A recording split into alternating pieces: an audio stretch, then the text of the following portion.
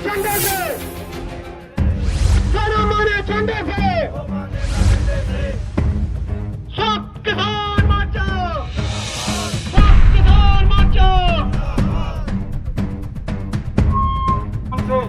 गुरु भजन सिंह, धर्मपाल चौहान और अखिल भारतीय किसान सभा। लगातार किसान आंदोलन पार्ट 2 चल रहा है और आज आपको यमुनानगर से एक बड़ी खबर दिखाएंगे किस तरीके से साहब सिंह गुज्जर हमारे साथ है, जो लगातार किसान आंदोलन में भी सक्रिय रहे थे और आम जनता की आवाज़ उठाते हैं। साहब सिंह जी, आज क्या कुछ कहना चाहेंगे? आज यहाँ पर किसान इकट्ठे हुए हैं और लगातार शंभू बॉर्डर पे लगातार किसानों का संघर्ष जारी है। आप क्या कुछ अपनी बातें बताना चाहेंगे? देखिए, आज संयुक्त मोर्चा की कॉल है कि आज हमने जिला मुख्यालय भाजपा का वहाँ पर पुतला फूंकना है सरकार का, जिन्होंने देश के किसान को गाड़ी देने का काम किया, देश के किसान के साथ जो वादा किया था उससे मुकरने का काम किया। पंजाब से किसान आया हुआ, हरियाणा सरकार ने उनको रोक दिया जैसे वो आतंकवादी हो या कोई बाहर से कोई उग्रवादी आए हो, और वहाँ सीमा को जो हरियाणा की पंजाब की उस सीमा को उन्होंने पाकिस्तान की सीमा बनाने का काम किया है। आज हम रोज स्वरूप भाजपा कार्यालय, जिसको ये यमुना केंद्र कहते हैं, जिसको हम लूट केंद्र कहते हैं, लूट के पैसे से बनाया गया जो उनका लूट केंद्र है, वहाँ पर मोदी सरकार का, हरियाणा सरकार का पुतला फूंकने का काम करेंगे। और मेरी एक और प्रार्थना है आपके चैनल के माध्यम से कि हरियाणा सरकार और भारतीय जनता पार्टी केंद्र में सरकार, मैं प्रार्थना करूंगा कि देश के किसानों को गाड़ी देने का काम ना करें, आतंकवादी और नक्सलवादी बोलने का काम ना करें। और यहाँ का मुख्यमंत्री और गृह मंत्री ने भी कटाक्ष करने का काम किया। मैं उनसे एक बात जानना चाहता हूँ कि आप अपना इतिहास उठाकर देख लीजिए, भारतीय जनता पार्टी के लोग अपना इतिहास उठाकर देख लें, खट्टर साहब, अनिल विज और मोदी साहब अपना इतिहास उठाकर देख लें, दिल्ली का इतिहास उठाकर देख लें और किसानों का इतिहास उठाकर देख लें। जो लोग कहते हैं कि दिल्ली क्यों जा रहे हैं, दिल्ली क्यों जा रहे हैं, दिल्ली हमारी राजधानी है, किसान की दिल्ली है, कानून किसान के लिए दिल्ली से बनते हैं, तो दिल्ली ना जाए क्या लाहौर जाने का काम करेंगे। इसलिए मेरी प्रार्थना है कि खट्टर साहब जुबान को लगाम देकर रख, और इतिहास में अगर आओगे तो आप जानोगे ये दिल्ली किसानों की है। आपको कहना चाहूँगा कि हमने जो अंग्रेजों से जब पहले लड़े थे, जब दिल्ली की आज़ादी की लड़ाई लड़ी जा रही थी, उनको 2 पंक्तियों में मैसेज देना चाहूँगा। जब दिल्ली की आज़ादी की लड़ाई लड़ी जा रही थी, हम अंग्रेजों के खिलाफ लड़े थे, तुम अंग्रेजों के साथ खड़े थे और माफ़ी मांग कर निकले थे जेल से। पैंट तुम्हारी गिल्ली थी, कितनी खाई छातियों में गोलियाँ, एक ना गिननी थी, दिल्ली के मालिक हम, दिल्ली हमने अंग्रेजों से छीनी थी। अरे हमारी दिल्ली हमारी ज़मीन में बसी हुई है, हमारे दिलों में बसी हुई है। इसलिए खट्टर साहब, देश का किसान किसान है, उसकी कोई जाति, उसका कोई धर्म नहीं होता, और देश का किसान शांतिपूर्वक अपनी मांगों को लेकर आपके दिल्ली में जाना चाहता है। आपने स्वागत करके दिल्ली में भेजने का काम करें, ना कि इसको गाड़ी देने का काम करें। एडवोकेट साहब, लोगों का लगातार कमेंट्स भी रहते हैं, ये जो किसान हैं ये प्रदर्शन कर रहे हैं, ये किसान नहीं है, इनके पास रेंज रोवर है, किसान यूनियन के झंडे लगे, डिफेंडर, बड़ी बड़ी गाड़ी है, ये राजनीति हो रही है। क्या लगता है ये वाकई में किसान है? क्या कुछ कहेंगे? देखिए, ये बड़ा अच्छा क्वेश्चन पूछा आपने। 1-2 क्वेश्चन और भी हैं इसमें। यह है कि देश का किसान का बेटा जवान भी है, सीमा पर जान देने का काम करता है, वकील भी है, डॉक्टर भी है, व्यापारी भी है, उसके पास हो सकता है, लेकिन देश के किसान के पास तो सब कुछ है, लेकिन उसके गेहूं की लागत, धान की लागत, उसकी फसल की लागत उसको मिलती नहीं।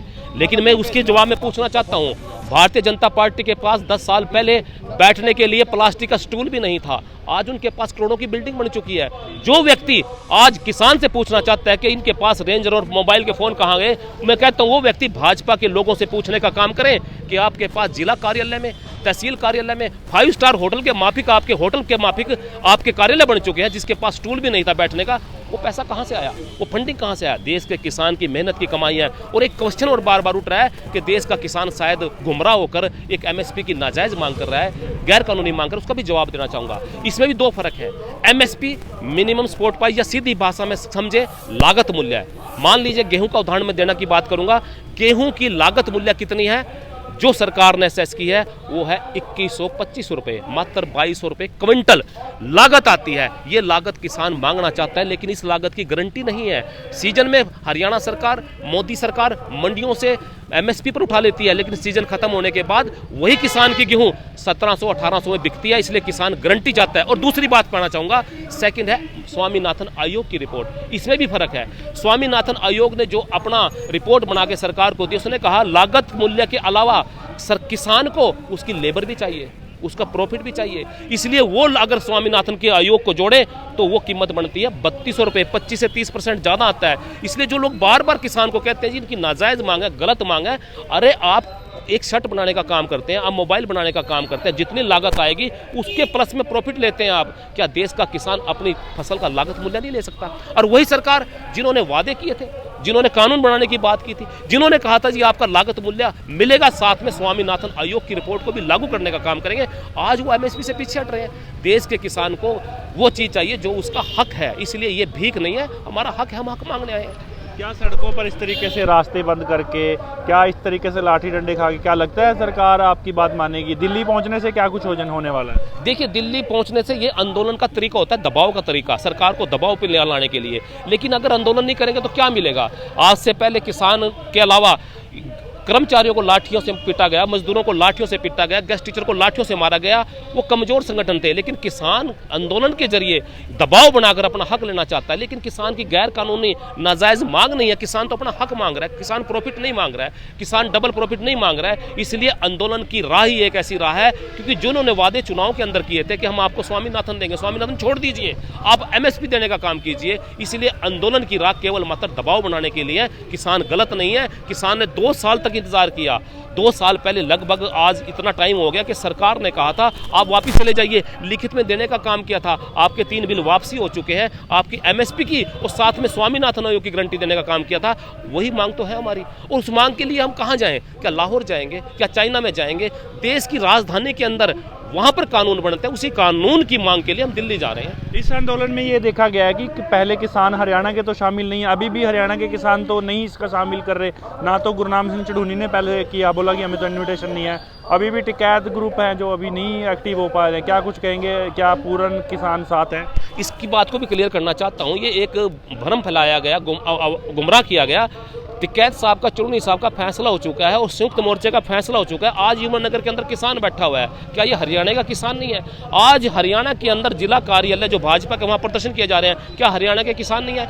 आज चुड़नी साहब का और संयुक्त मोर्चे का फैसला हो चुका है, जो भी किसान की मांग को लेकर दिल्ली की तरफ जाएगा वो सबसे पहले किसान है। किसान की कोई धर्म, कोई जाति नहीं है, इसलिए सारा किसान इकट्ठा है, संयुक्त मोर्चा इकट्ठा है। हाँ, कोई अपनी मांग को लेकर पहले निकल चुका, कोई बाद में आ रहा है, लेकिन इकट्ठे होने की तरफ हम सारे जा रहे हैं। और आप देखिए, कल परसों न्यूज़ पे खबर आ रही थी कि मध्य प्रदेश के अंदर जहां जहां भाजपा की राज्य इनकी सरकार है, इन्होंने किसानों को रोकने का काम किया और वहां को गिरफ्तार करने के काम उन्होंने यहां रोकने का काम कर रही है। इसलिए देश का किसान एक है और पूरा किसान में संगठन में कोई तोड़ने का या कहें ये षड्यंत्र रच सकता है तोड़ने का, लेकिन किसान एक है, इकट्ठे होकर दिल्ली जाएगा, सबका फैसला हो चुका है। लगता है सरकार, जैसे पिछले बारी किसान आंदोलन में सरकार मान गई थी, मोदी साहब ने खुद कहा था, लगता है अब की बार भी किसानों को बड़ी राहत मिलने वाली, खुशखबरी मिल सकती है कभी भी? देखिए, ये किसानों को अगर एमएसपी मिलेगी, बड़ी राहत नहीं है। अगर स्वामीनाथन आयोग की रिपोर्ट लागू होगी तो तब राहत की बात करेंगे, लेकिन जो भी मिलेगा हमें, ये मिलेगा हमें दबाव बनाकर, आंदोलन करने से मिलेगा, मांगने से नहीं मिलेगा। इसलिए हम जाएंगे, इसको अपने हक को लेकर आएंगे। और मुझे उम्मीद है जो सरकार वादे करती है, जिसने कहा मोदी जी की गारंटी, मुझे लगता है अगर मोदी जी की गारंटी है तो सबसे पहले किसानों को देने का काम करें। अगर मोदी जी की गारंटी कहीं दिखाई देती है तो किसानों को एमएसपी या गारंटी देने का काम करें, क्योंकि दूसरी तरफ क्या है, गारंटी किसानों को तो मिल नहीं रही है, झूठ की गारंटी है, नोटंकी की गारंटी है। इसलिए इस गारंटी को मोदी सरकार बदले और किसानों को उनके हक देकर वापस भेजने का क्या कर रहे हैं फिर यहाँ पे? आज हम जो इनका यमुनानगर के अंदर, जिसको ये यमुना कमल या कमल के अंदर कहते हैं, जो भाजपा का कार्यालय जिसको हम लूट के अंदर कहते हैं, वहां पर भाजपा सरकार का, मोदी सरकार का और केंद्र सरकार का पुतला फूकने का काम करेंगे, ताकि ये मैसेज जाए कि हरियाणा का किसान अलग नहीं है, पंजाब का किसान अलग नहीं है, पूरे देश का, भारतवर्ष का किसान केवल एक है और एक होकर जाएगा। और हम इंतजार कर रहे हैं किसानों की बात सरकार मान ले, नहीं तो दिल्ली दूर नहीं है। दिल्ली में तो जब हम गए थे, जब हमने कुर्बानी दी थी, तब भी दिल्ली गए थे। इतिहास दिल्ली का उठा के देख लो, दिल्ली हमारी है, दिल्ली में कानून बनते हैं, इसलिए दिल्ली में कानून बनाने के लिए, हम दबाव बनाने के लिए दिल्ली जाएंगे। आगे सरगर्मियां और तेज होंगी किसानों की, हरियाणा वालों की? बिल्कुल सरगर्मियां तेज हो जाएंगी। उसका कारण भी है क्योंकि ये बार बार एक चीज और कह रहे हैं कि ट्रैक्टर पे क्यों जा रहे हैं, ट्रैक्टर पे क्यों जा रहे हैं। मैं भाजपा से पूछना चाहता हूँ, भाजपा सरकार से पूछना चाहता हूँ, क्या भारतीय जनता पार्टी की सरकार ने ये ट्रैक्टर किसानों को दहेज में दिए हैं क्या, दान में दिए हैं क्या, या आपने ट्रैक्टरों की फंडिंग किया है जो आपसे पूछ के जाएंगे ट्रैक्टर पे? हम पैदल जाएं, हम ट्रैक्टर पे जाएं, हम गाड़ियों में जाएं, आपका इससे क्या मतलब है? आपने इतने घोटाले क्या किसानों से पूछ के किए थे? यहाँ का मुख्यमंत्री रजिस्ट्री घोटाले में शामिल है, यहाँ का मुख्यमंत्री धान घोटाले में शामिल है, यहाँ का मुख्यमंत्री दुष्यंत के साथ मिलकर दारू घोटाले में शामिल है, हमसे पूछ के किए थे। देश का किसान अपनी मर्जी से दिल्ली जाएगा, और जब आजाद कराने गया था तब अपने बेटों की कुर्बानी देकर वहां गया था। हम दोबारा फिर जाएंगे। बहुत बहुत धन्यवाद। तो ये थे हमारे साथ एडवोकेट साहब सिंह गुर्जर, भारतीय किसान यूनियन के सदस्य हैं। और भी आगे यमुनानगर की जो सरगर्मियां होंगी वो आपको दिखाते रहेंगे। बने रहे हमारे चैनल के साथ। अच्छा के लिए यमुनानगर से सरनजीत सिंह।